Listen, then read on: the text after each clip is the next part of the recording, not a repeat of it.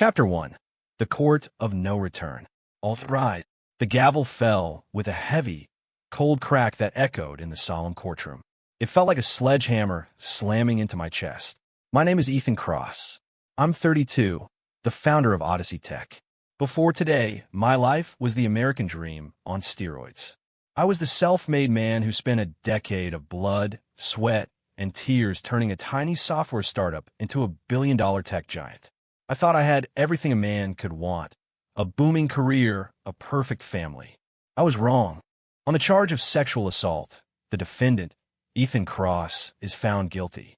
The facts are clear, the evidence is sufficient, and the prosecution's charge is affirmed.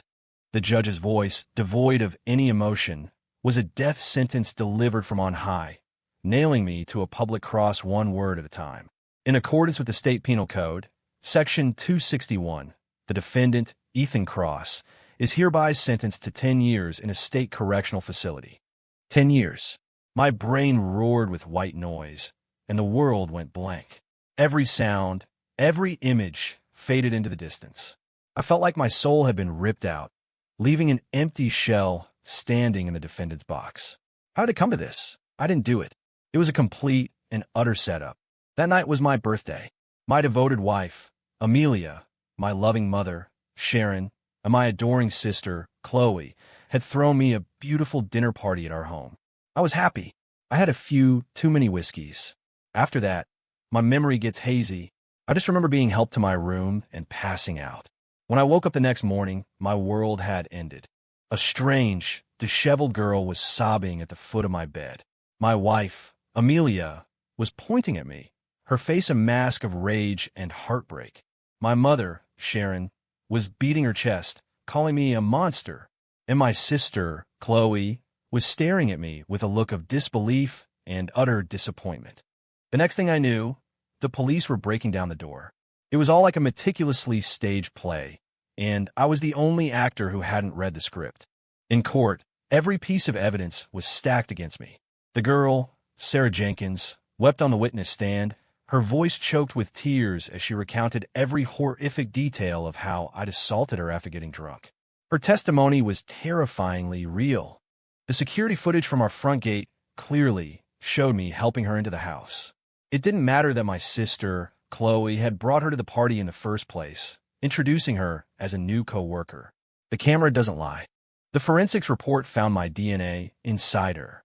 It was the one piece of evidence I couldn't dispute. But it was the three most important women in my life, my family, who delivered the fatal blow. My wife, Amelia, testifying as the eyewitness, swore that she'd come home, heard strange noises from our bedroom, and walked in to find me in the middle of my crime. She cried so hard on the stand, she nearly fainted, and her shattered heart performance won the sympathy of everyone in the room. My sister, Chloe, testified through tears that I had asked her to bring Sarah home, that I'd had my eye on her for a while and had been planning something. Her anguished act of turning against her own family for the sake of justice made her testimony incredibly persuasive. Even my mother, my respected mother, Sharon, leaned on her cane, tears streaming down her wrinkled face as she addressed the judge. "Your Honor," she wept, "I failed to raise this animal on his behalf. I apologize to this poor girl. Please, you must punish him severely, cleanse this stain from our family." Their words were 3 razor-sharp knives, slicing me apart, piece by piece.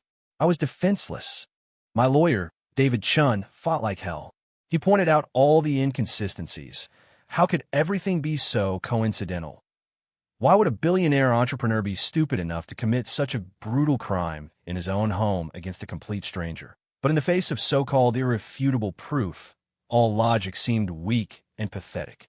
"Take the defendant into custody," the judge ordered coldly. 2 bailiffs stepped forward, grabbing my arms, and my body was numb. I didn't even have the strength to struggle. As they turned me to lead me out of the courtroom, I looked back one last time, a desperate, final glance. I wanted to see my family. I wanted to find just one shred of regret or pain on their faces. And then I saw it. I saw my mother, who had been wailing uncontrollably, lift her handkerchief to dab her eyes. And in that brief moment, her gaze met my grieving wife's. There was no grief in that look. No pain. Only relief. Then, their eyes flickered toward my sister, Chloe, who was covering her face, sobbing into her hands. For a split second, Chloe's fingers parted, and in the eye that peeked through, I saw a flash of undisguised triumph and satisfaction. Boom! A nuclear bomb detonated in my mind. Time seemed to freeze. The noise of the court, the pull of the bailiffs, it all vanished.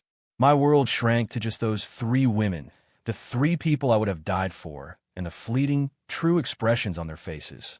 A horrifying thought, one that sent me plummeting into a bottomless abyss, clawed its way into my brain. It was all a lie. The tears were fake. The sorrow was fake. The accusations were fake. This was a perfectly woven web, a trap set for me by the people I loved, trusted, and cherished most. They didn't want justice. They wanted my company, my fortune, my life. They wanted to see my name dragged through the mud. They wanted to cast me into hell and ensure I never climbed out. No, no. A surge of strength came from nowhere, and I ripped myself free from the bailiff's grip. I was a cornered animal, lunging toward them, desperate for an answer. Why? Why? My roar was cut short as more officers swarmed me, pinning me to the floor. Cold steel snapped around my wrists. I looked at them. Their faces instantly morphed back into masks of profound sorrow, as if I were a rabid, unrepentant monster. I started to laugh. I stared at their familiar, yet alien, faces and let out a wild, broken laugh, a laugh so hard that tears streamed down my face. Ethan Cross, you are such a fool. A complete, hopeless idiot. You thought you were the rock that held up their sky, but you never knew they were busy planting dynamite at the foundation, just waiting for the right moment to blow you to smithereens. And now, the moment had arrived. The gates of hell were open for me. I stopped struggling and let the bailiffs drag me from the courtroom. As they pulled me past my family, I summoned every ounce of strength I had left. I turned my head, fixing each of them with an ice-cold glare they had never seen before. In a voice low enough for only them to hear, I promised, just wait. Even if I have to crawl back from hell, I will never let you go. And I saw them.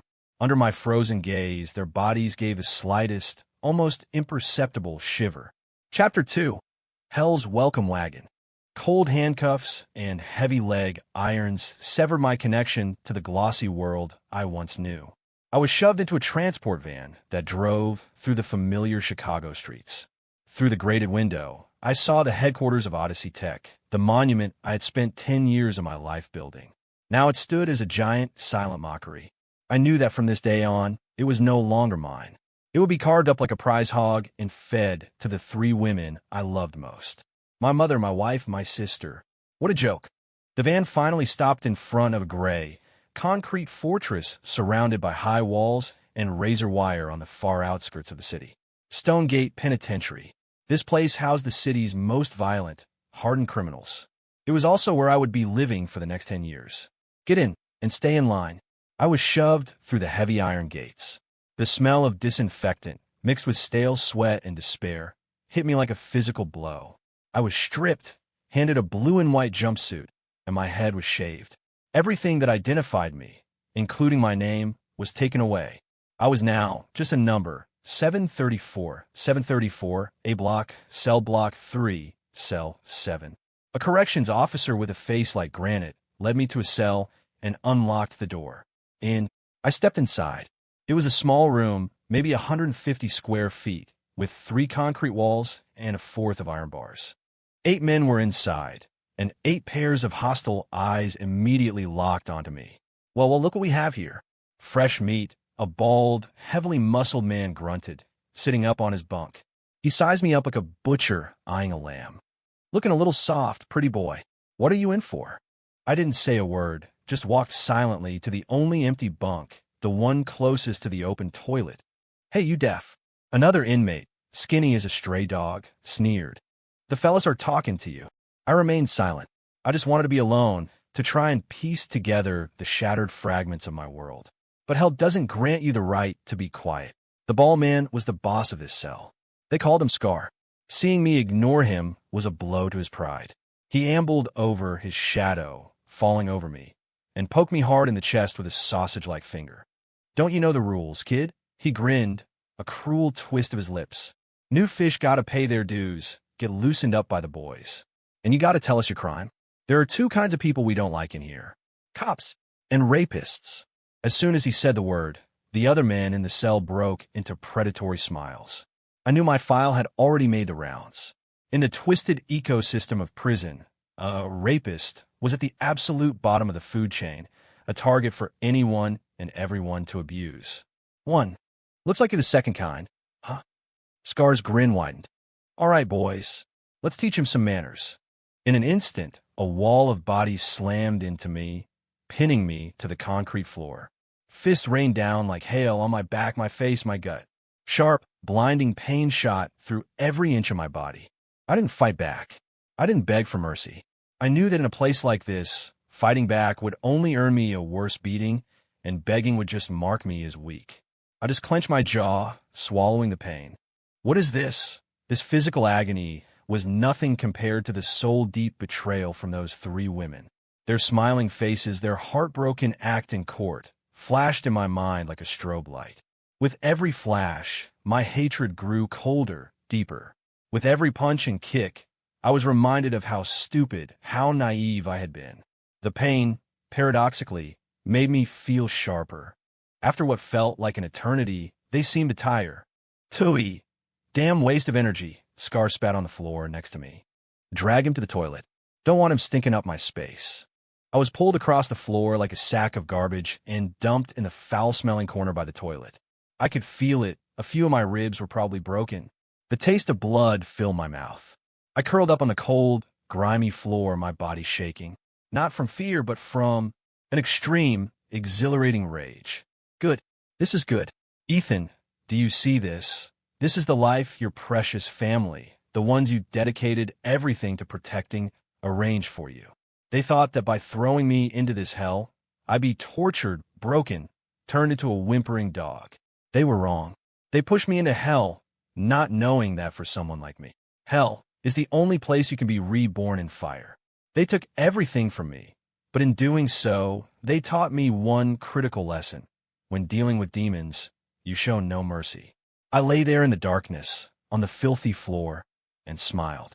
As of today, the kind, gentle, family-loving Ethan Cross is dead. All that's left is a number, 734, and a monster, clawing his way back from hell, ready to declare war on the world. Chapter 3, An Intelligent Offering.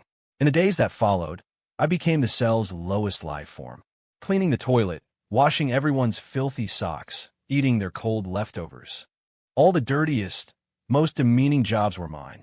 The slightest mistake earned me a beating. I took it all. I never fought back, never complained. I acted like the broken, pathetic rapist they all thought I was, moving through my days like a zombie. My meekness made Scar and his crew let their guard down. I became their punching bag, a toy they could kick around for amusement. But no one knew that behind my downcast, vacant eyes, a cold and calculating mind was at work. I was observing. I studied every person in this prison, every unwritten rule, every crack in the power structure. Prison is a microcosm of society, only more raw and brutal. It has its own kings, its own lieutenants, its own black market economy. The king of A-Block was a man they called Sly. Sly was in his late 50s, a quiet, almost professorial man with glasses who was always reading. But he was the one person in Stonegate nobody dared to cross. Rumor was, before he was sent up, he ran a massive underground financial empire and was serving a life sentence for money laundering and securities fraud. 2, 3. Though he was behind bars, his influence reached every corner of the prison. He controlled the prison's most valuable commodity, cigarettes. Here, cigarettes were currency. They could be traded for better food, a softer bed, even protection from the guards. And Scar, my cell boss, was one of Sly's low-level managers, responsible for sales and keeping the books for his section. I quickly saw that Scar, while vicious, was all muscle and no brains. Every night, he'd hunch over a tattered notebook, frowning as he tried to tally the day's revenue. But his math skills were barely at a third-grade level, and his accounts were always a mess. I knew my chance had come. That night, Scar was in a foul mood again, yelling at his underlings because the numbers didn't add up. I approached him humbly, carrying a basin of water for him to wash his feet, just as I did every night. "Scar, your water. Get lost," he snarled, kicking the basin over and sending dirty water sloshing across the floor. I didn't move. I glanced at the chaotic scribbles in his notebook and said softly, almost to myself, "The inventory from Warehouse 3. Your sale price is 20% higher than your cost, but your books only show a 10% profit margin. Where'd the other 10% go?" My quiet words hit Scar like a thunderclap. He whipped his head around, staring at me in disbelief. What did you just say?" Everyone else in the cell froze. What was this broken fool talking about? "The guy you have running Warehouse 3, a kid named Mikey," I said, my eyes still fixed on the notebook. "Every day, he's selling a portion of the cigarettes to the guys in West Block at a premium. Then he uses a lower, fake price to balance your books. You're doing all the work, but at least a third of your profit is ending up in his pocket." Scar's face turned a deep, furious purple. He lunged forward, grabbing my collar and hauling me to my feet. "How the hell do you know that?" "I listened," I answered calmly. "Every night when you go over the numbers, I listen. I remember every figure you say. A photographic memory and an intuitive grasp of numbers. These are the basic tools of my trade as a tech CEO." Scar stared at me, his eyes filled with a mixture of shock and suspicion.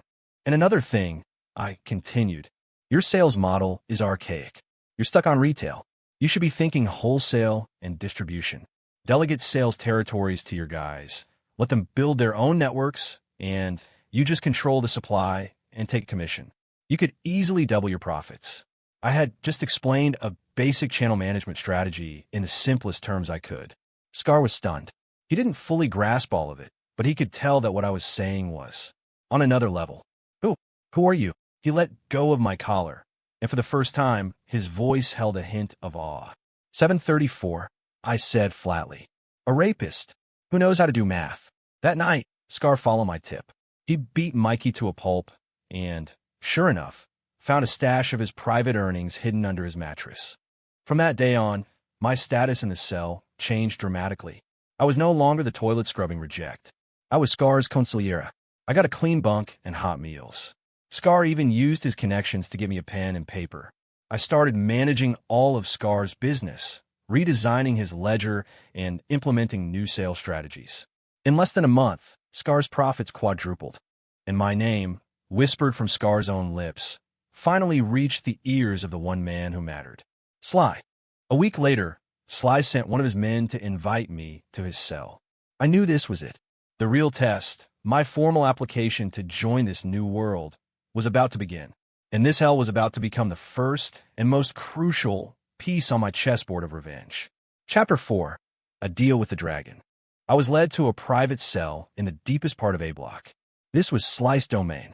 Unlike the filth of the other cells, this one was obsessively clean.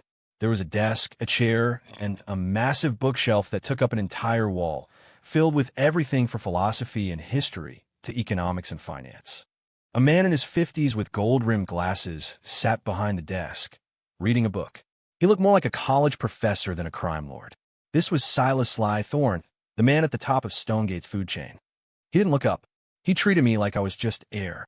I didn't speak either. I just stood there waiting. It was a silent battle of wills. A test of patience. He was the first to break. His voice was gentle, academic. "Scar tells me you're some kind of genius." "That's high praise, Sly. I just know my numbers," I replied, my voice even. As Sly chuckled, he closed his book and looked up. Behind the lenses, his eyes were as sharp as a hawk's. A man who can take a mess like Scar's and quadruple the profits in a month knows a lot more than just numbers. He stood up and walked around me, inspecting me like a piece of merchandise. "Sexual assault, 10 years, he stated my crime and sentenced flatly. "You don't look like the type to make that kind of sloppy mistake. So what's the story?" I was framed.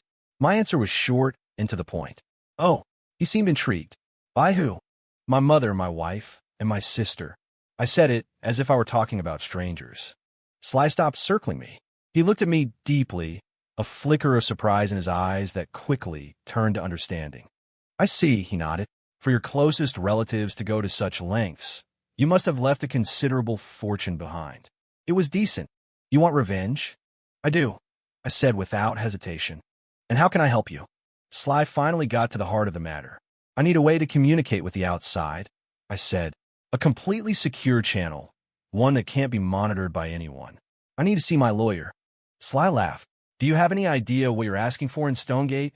That means getting everyone on board, from the guards all the way up to the warden. The price for that is steep.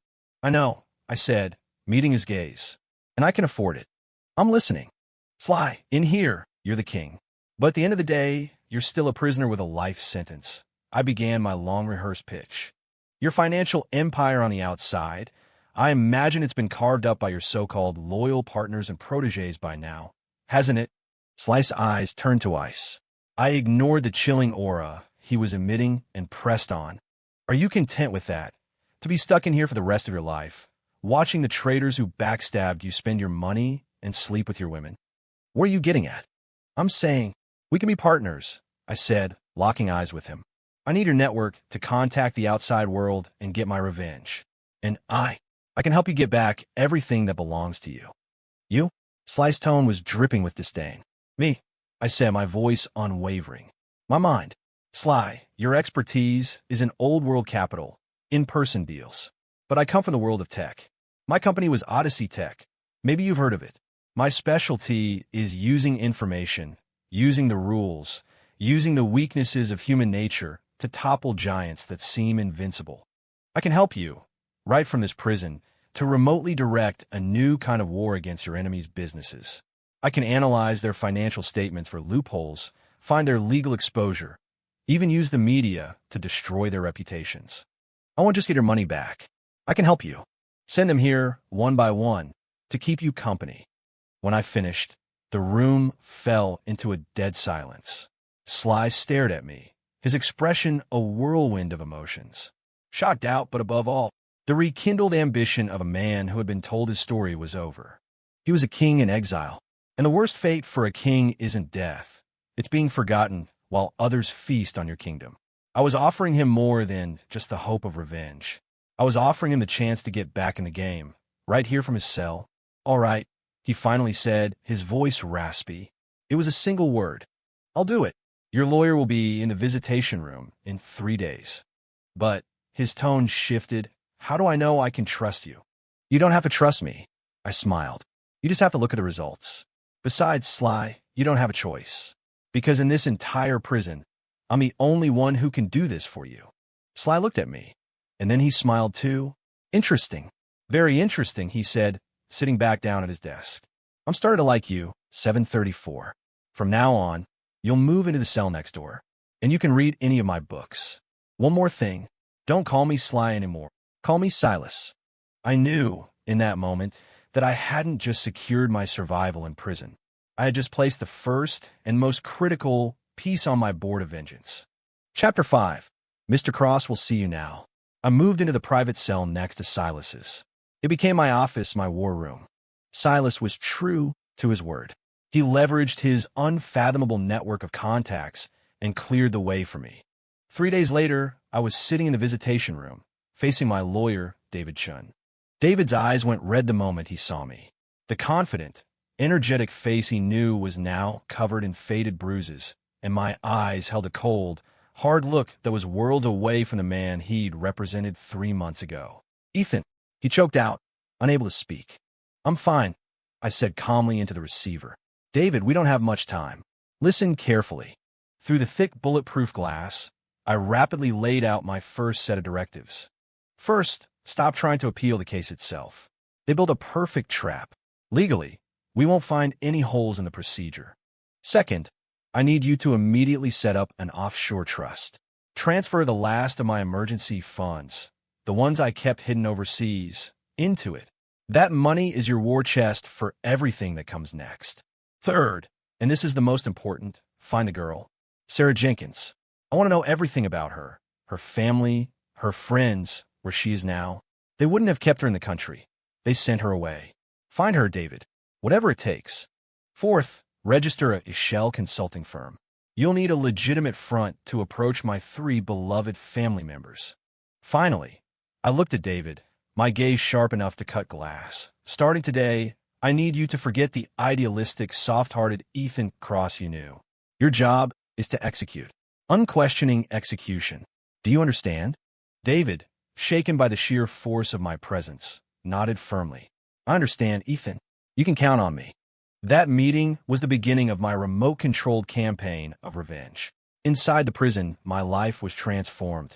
I became the only person in Silas's inner circle. No one dared to touch me. Even Scar would respectfully call me Mr. Cross when he saw me. I was excused from all prison duties. My only job, every day, was to read. The vast collection of books on Silas's shelves became my nourishment. Law, finance, psychology, history. I was a dry sponge, obsessively absorbing any knowledge that could make me stronger. At the same time, I was making good on my promise to Silas.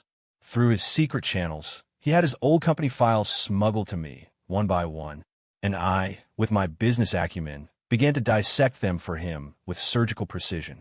This one, Apex Trading, this belongs to your old partner, right?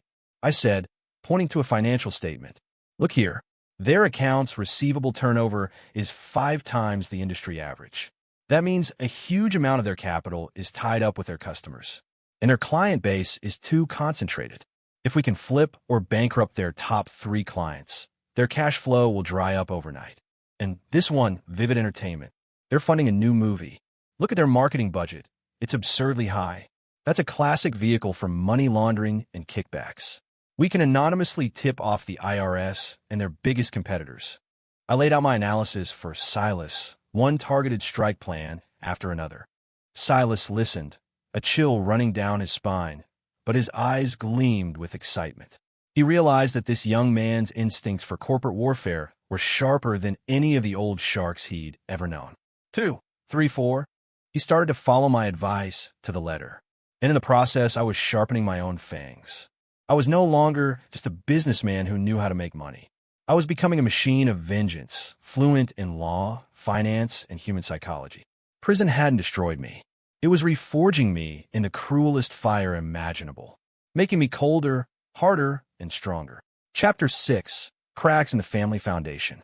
While I was gathering my strength in prison, my 3 relatives were enjoying the spoils of their victory on the outside. Odyssey Tech, the tree I had planted and nurtured, was now theirs for the plundering. My wife, Amelia Hayes, under the guise of being the grieving widow's primary heir in their world, my imprisonment was a death sentence, rightfully became the new chairman and CEO. She immediately appointed her lover, a man named Ryan Vance, as the company's new vice president, in charge of marketing and investments. My mother, Sharon Cross, used the company dividends to spoil her precious younger son, my brother Kevin. She bought him a house, a new car, and funded his extravagant lifestyle. Kevin, leveraging his connection to Amelia and his mother's support, was given a sham director title at the company, where he did nothing all day but throw his weight around. My sister, Chloe Cross, also received a massive payout. She quit her job and now spent her days shopping, at spas, and attending lavish parties, flaunting her new designer bags and wealthy lifestyle on Instagram. They thought they had one. They thought the name Ethan Cross would be forever shackled to a pillar of shame, left to rot in prison. They never dreamed that a vast web of revenge was already being woven around them. Following my instructions, David Chun established an investment consulting firm called North Star Capital. Using the funds and information I provided, he began targeting the stocks of the companies belonging to Silas's old, treacherous partners, achieving stunning success in the market.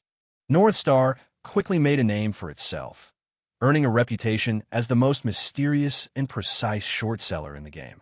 After building sufficient credibility and capital, David moved on to the next phase of the plan, making contact with Odyssey Tech. Representing North Star Capital, he extended an olive branch to Amelia. It was a grand proposal to invest in and build a next-generation green energy data center in Europe. I had designed the plan myself. On the surface, it looked like a project with limitless potential and staggering profits, enough to double Odyssey Tech's market value. But in reality, it was riddled with legal traps and financial sinkholes. Once they invested heavily, they would be caught in quicksand with no way out. It was a poison apple tailor-made for Amelia and her lover, Ryan. As expected, The greedy Amelia and the ambitious Ryan took the bait. They showed immense interest in the project, pushing hard for the company to divert most of its liquid capital to fund it. However, this decision triggered the first major storm within the Cross family. At their weekend family dinner, the former Eliza erupted into a furious argument. "No, I don't agree." My mother, Sharon, slammed her fork down on the table, her face dark. "The company pays out huge dividends every year. It's more than enough for us to live comfortably for the rest of our lives. Why would we take such a huge risk on some overseas project? What if it fails?" She wasn't worried about the company's future. She was worried about her own dividends, about whether her precious son, Kevin's lavish lifestyle, would be affected. "Mom, what do you know about business?"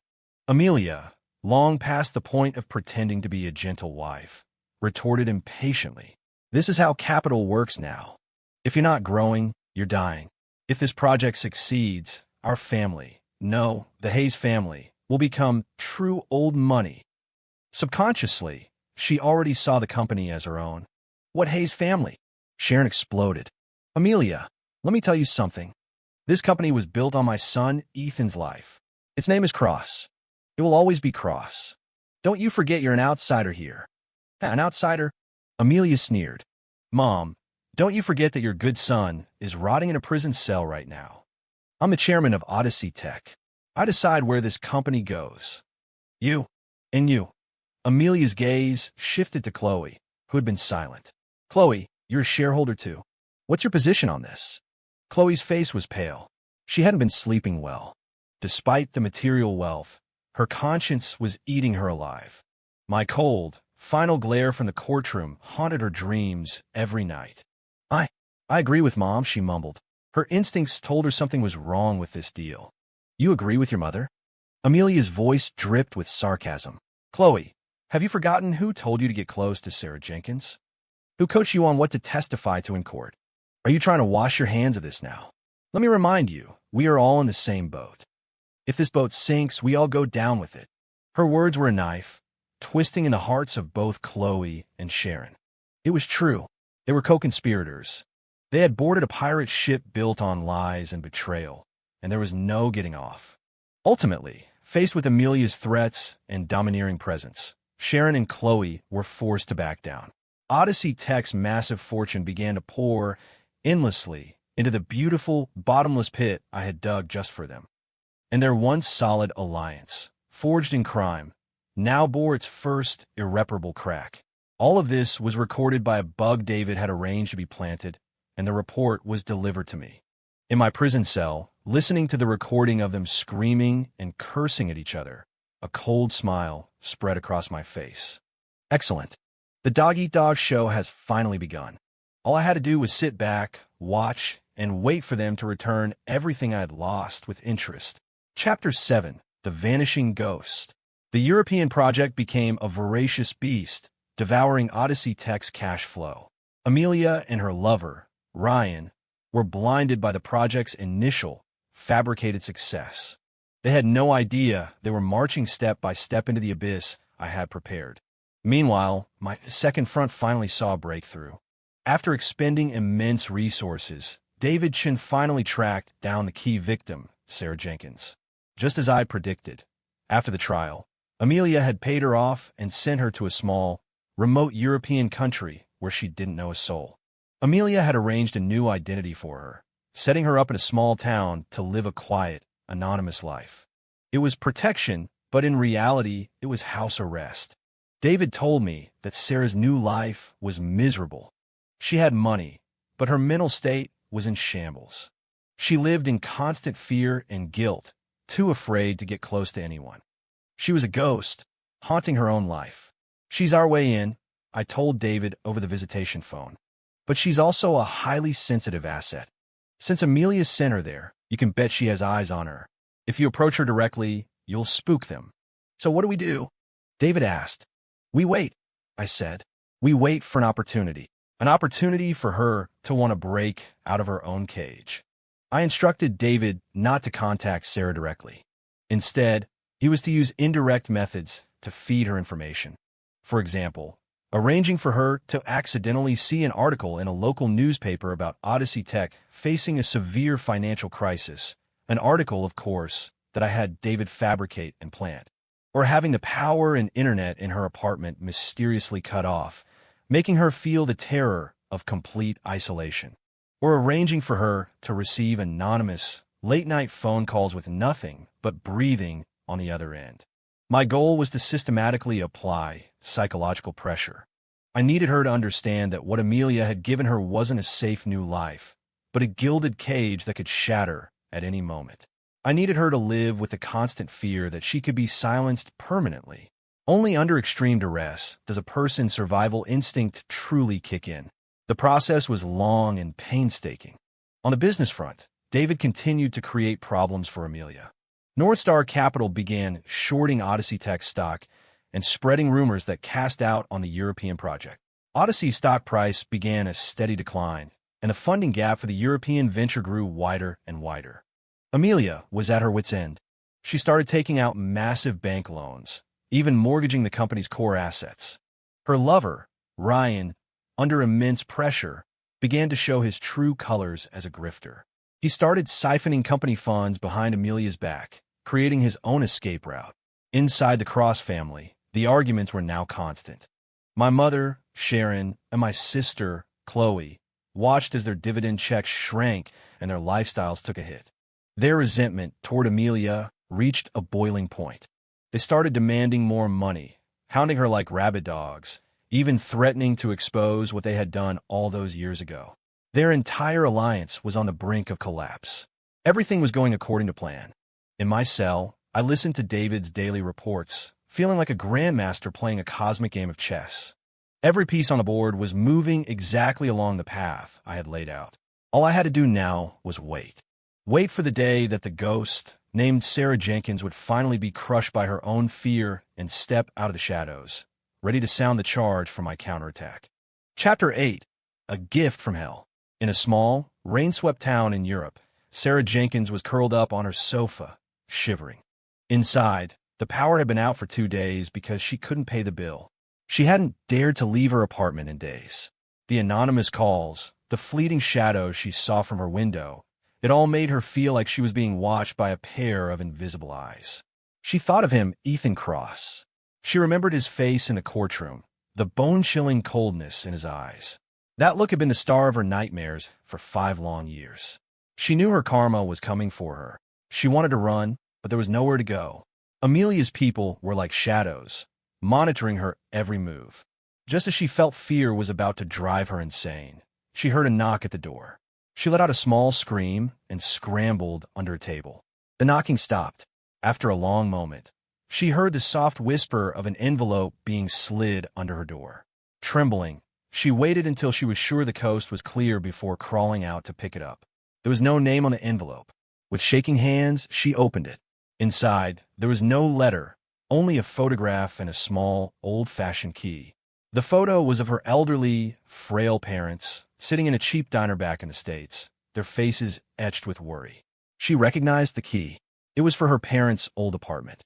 On the back of the photograph, a single line was written in red ink. "Your parents miss you, and I'd really like to talk about what happened. Take the key and go to St. Jude's Cathedral on the east side of town. I'll be waiting. A friend who wants to see you live." The sight of her parents' photo shattered Sarah's final defenses. She knew that whoever sent this could get to her parents. Her only weakness was now exposed to their blade. But the final line, "A friend who wants to see you live," offered a sliver of hope. Was this a test from Amelia's people? Or had Ethan Cross's people finally found her? Either way, she had to go. She couldn't let her parents be harmed. 3 days later, in the quiet nave of St.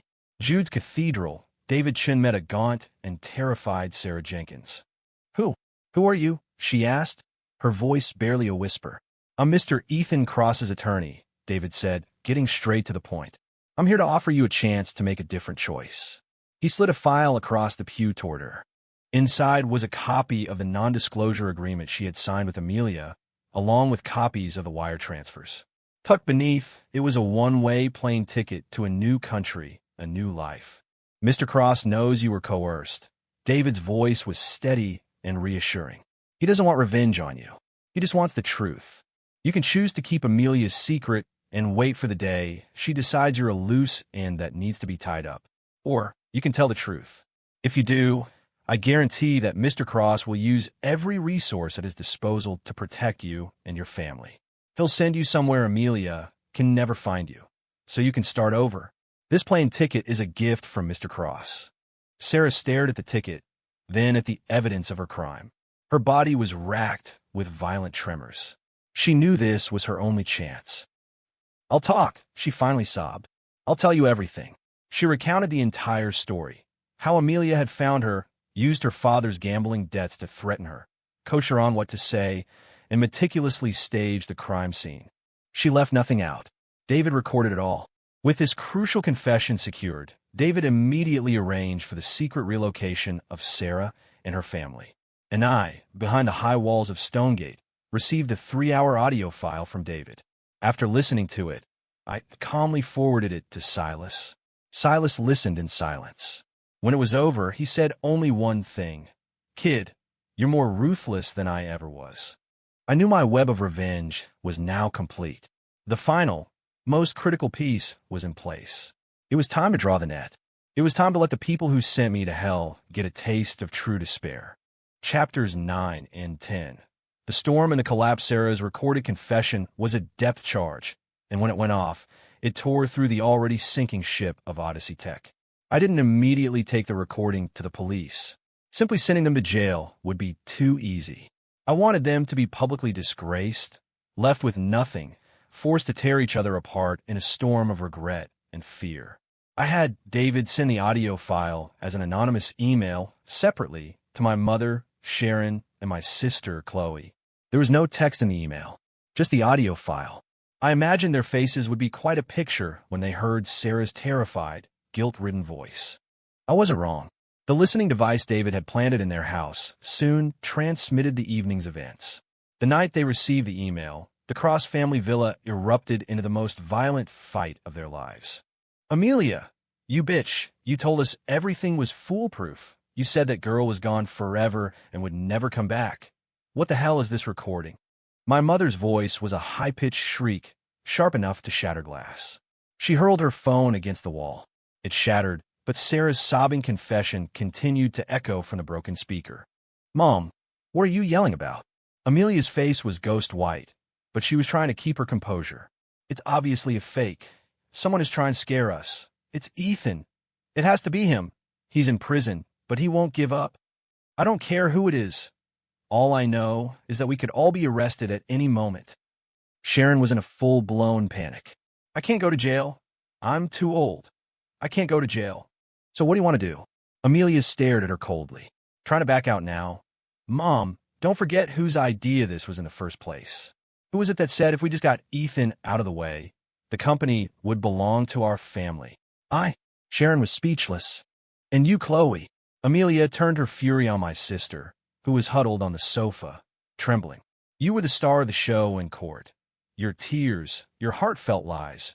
You swore you saw your brother attacking Sarah. If this recording gets out, you're guilty of perjury. Your entire life will be ruined." "It wasn't me. I didn't want to. You both forced me." Chloe finally broke, screaming like a madwoman. "It was Mom. She was the one who kept whispering in my ear, telling me that Ethan looked down on me, that he wouldn't give us a dime of his money. And it was you, Amelia. You're the one dangling designer bags and sports cars in my face. It's all your fault." She started spewing venom, blaming the other two for everything. "Oh, so now it's our fault, is it?" Amelia was shaking with rage. She lunged at Chloe, grabbing a fistful of her hair. "You ungrateful little brat. Without me, you'd still be wearing clothes from Target. The car you drive, the house you live in, every bit of it was bought with your brother's freedom. Let go of me. You're both monsters. The three of them, the three women I once loved more than life itself, were now brawling like animals in the opulent living room I had built for them. They screamed insults, clawed at each other, and exposed every last ugly secret, all their selfish, rotten cores laid bare. In the face of fear, their alliance crumbled to dust. All that was left was raw, naked betrayal. And that was only the beginning. The next day, following my instructions, David anonymously sent the recording to several of Odyssey Tech's board members and its largest corporate partners. The panic spread like a virus. Board members began dumping their stock. Partners terminated their contracts. The banks came calling, demanding repayment of their loans. Odyssey Tech's finances, already stretched thin by the black hole of the European project, snapped. The stock price plummeted into an abyss. Amelia and Ryan were trapped. In a desperate attempt to cover the massive financial hole, they began embezzling company funds and cooking the books to deceive investors. And every illegal move they made was being carefully monitored by David and the team of financial experts Silas had put at my disposal. A new, much larger legal net, this one for financial crimes, was tightening around them. In my cell, I listened to David's reports, my heart as still as a frozen lake. Watching them walk, step by step, into the hell I had designed. Watching them become unrecognizable monsters, consumed by greed and fear. I felt no satisfaction, only a deep, chilling sorrow. Once I was a part of this family. Chapters 11 and 12. The King's return as Odyssey Tech's empire crumbled under my remote command. The legal process for my exoneration officially began. David submitted Sarah Jenkins's full confession, along with chat logs and wire transfer record from Amelia's lover, Ryan, detailing how Amelia had orchestrated the entire frame-up. It was new, decisive evidence. The proof was irrefutable. The state Supreme Court had no choice but to order a retrial. The news broke, and the public went into a frenzy. The sensational rape case of the once celebrated tech prodigy was back in the headlines. Only this time, the narrative had flipped completely. Everyone began to realize that they might have condemned an innocent man. My mother, my wife, and my sister went from being the sympathetic victim's family to reviled, black-hearted villains. They were brought in for questioning, their passports confiscated. Their social media accounts were flooded with furious comments from the public. Everywhere they went, they were met with looks of disgust and contempt. They had fallen from the heavens and landed face first in the sewer, which was exactly what I wanted. I wanted them to know what it felt like to be abandoned and judged by the entire world. At the new trial, I stood once again in the defendant's box. But this time, everything was different. I wore a clean prison jumpsuit. My hair was short, but my eyes were calm and sharp. 5 years of hell had burned away every trace of naivete and weakness. In their place was a chilling composure, an aura of quiet, immense pressure. In the courtroom, David presented the evidence, piece by piece, for the judge and the world to see. Sarah's remote video testimony, the chat logs between Amelia and Ryan, the proof of how the crime scene was staged. The truth was peeled back like an onion, layer by layer, revealing its ugly, stinging core. The three women, sitting in the gallery, were ashen-faced and silent. Faced with a mountain of evidence, any defense was useless. Finally, the gavel fell once more. Upon review, this court has determined that the original conviction of a defendant, Ethan Cross, for the crime of sexual assault, is invalid. The original verdict is hereby overturned. This court declares Ethan Cross not guilty. The related parties, Amelia Hayes, Sharon Cross, Chloe Cross, and Sarah Jenkins, are to be investigated for conspiracy, perjury, and malicious prosecution. They are to be taken into custody immediately, pending further legal action. When the words, "not guilty," left the judge's lips, a hush fell over the courtroom. I slowly closed my eyes. 5 years, 1,825 days. I had finally made it to this day. The cuffs and shackles were removed right there in the courtroom. In that moment of freedom, I felt an immense weight settle upon me. I was free, but the old Ethan Cross, the man I used to be, had died forever in this courtroom. I walked out the courthouse doors into the blinding sunlight. A mob of reporters was waiting, their cameras flashing like a swarm of angry fireflies. "Mr. Cross, how do you feel right now? Mr. Cross, what do you have to say about what your family did to you? Mr. Cross, what are your plans now? Will you take back control of Odyssey Tech?" I didn't answer a single question. My eyes scanned the crowd, and I saw them. My mother, my wife, my sister, in handcuffs, being escorted by officers toward a transport van. They saw me too. Their eyes, no longer filled with schemes and triumph, now held only a mixture of terror regret, and was that a plea for help? They looked like they wanted to say something to me. But I just looked away, my face a mask of cold indifference. There was nothing left to say between us.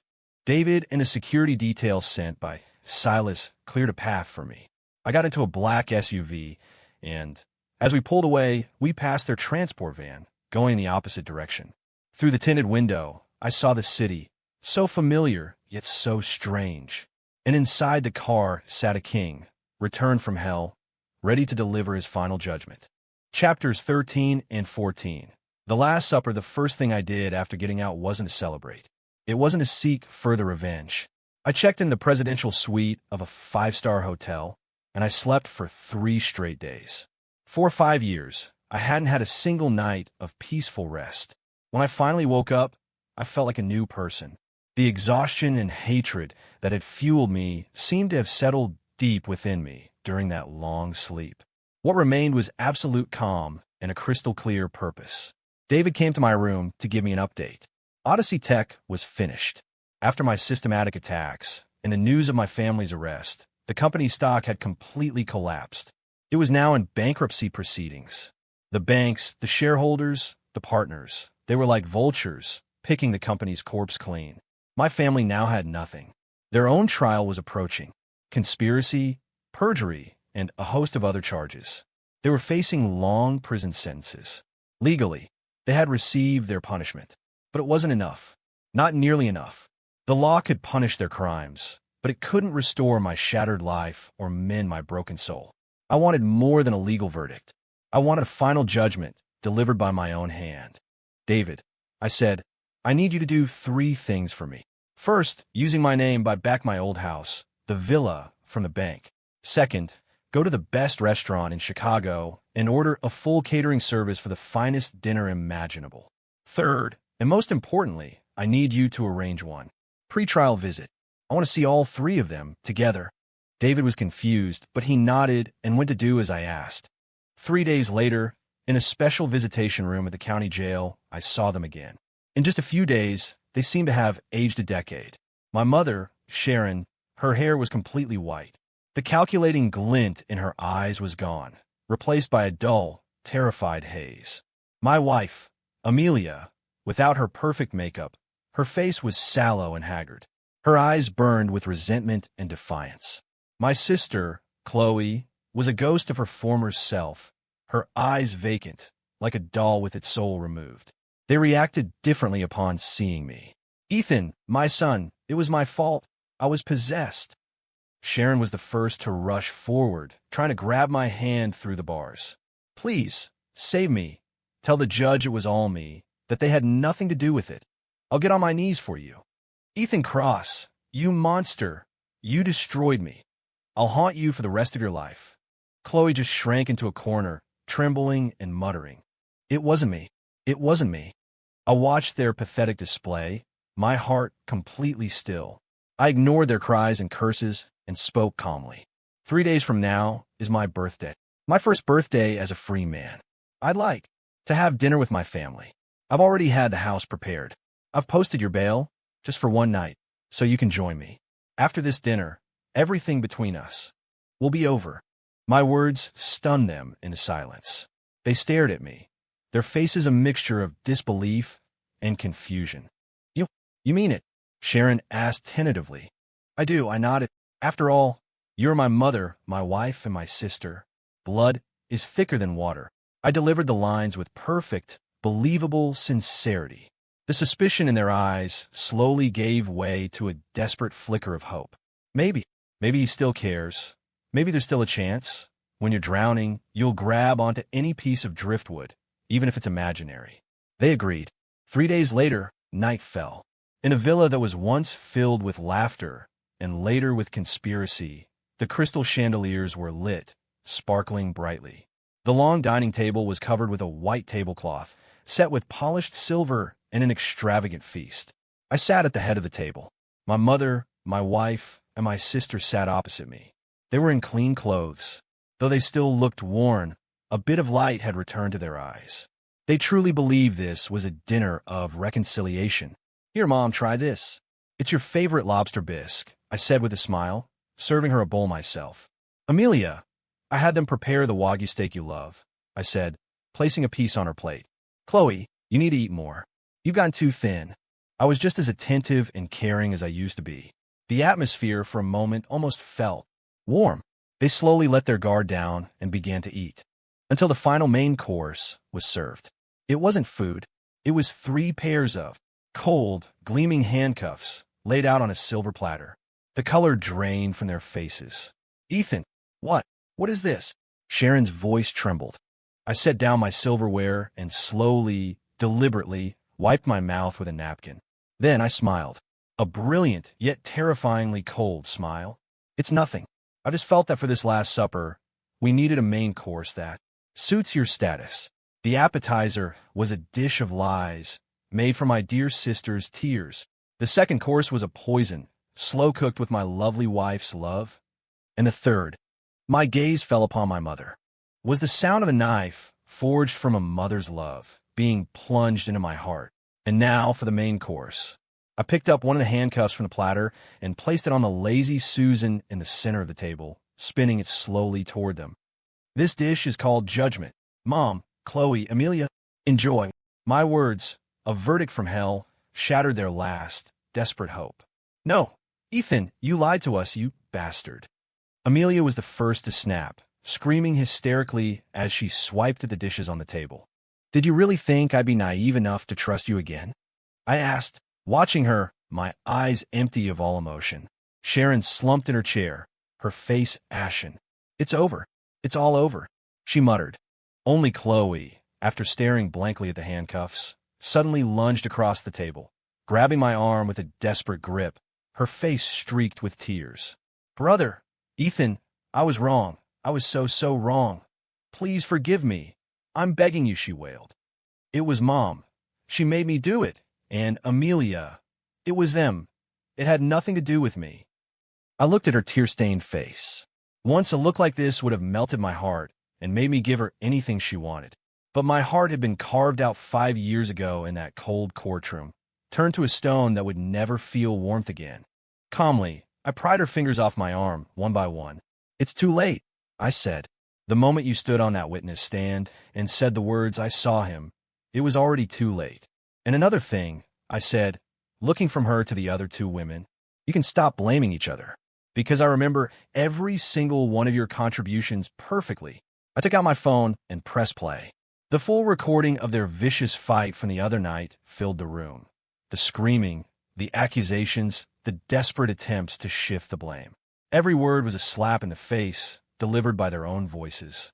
This recording, along with all the evidence of your embezzlement, fraud, and other financial crimes, has already been turned over to the authorities, I said calmly. With all the charges combined, I imagine the next 10, maybe 20 years, you'll all be having a family reunion in the same place. No, their screams were loud enough to shake the house. And right at that moment, the front door was thrown open. A team of police officers filed in. Leading them was David Chun, standing beside a grim-faced detective. Ethan Cross, you're under arrest for unlawful detainment, the detective began. Officer, I interrupted him, smiling and gesturing to the 3 women across the table. I believe the people you're looking for are over there. David stepped forward and handed a thick file to the detective. Amelia Hayes, Sharon Cross, and Chloe Cross. On behalf of North Star Capital, I'm formally filing charges for multiple counts of felony fraud, embezzlement, and conspiracy. The detective scanned the documents, glanced at the bizarre scene before him, and finally waved his hand. Cold steel snapped around their wrists. In that instant, all the screaming, cursing, and begging stopped. Like puppets with their strings cut, they went limp and were dragged out by the officers. As they passed me, Amelia summoned one last burst of energy and spat at me, her eyes filled with venom. Ethan Cross, I curse you. I curse you to live with this hate for the rest of your life. I hope you die alone and miserable. I didn't move. I let her saliva land on the sleeve of my expensive suit. I just looked at her and said my final words to them. No, I won't live in hatred, because from the moment you are taken out that door, you will no longer be worthy of existing in my world. The front door closed. The sirens faded into the distance. The massive villa was finally deathly silent. I sat alone in the vast, empty dining room. On the table before me, the magnificent feast was cold. I picked up my knife and fork, cut a piece of steak, and slowly brought it to my mouth. I couldn't taste a thing. Did I win? Yes. I had destroyed them. They were disgraced, penniless, and would pay for their crimes. But I had also lost everything. I lost my family, my love, my home. I lost the naive young man who once believed the world was a good and beautiful place. David walked back in and stood behind me. "Mr. Cross," he asked softly, "where to now?" "Yes, where to now?" Odyssey Tech was gone. I could easily start over, build an even bigger empire. But what would be the point? I used to work to give my family a better life. Now I had no family.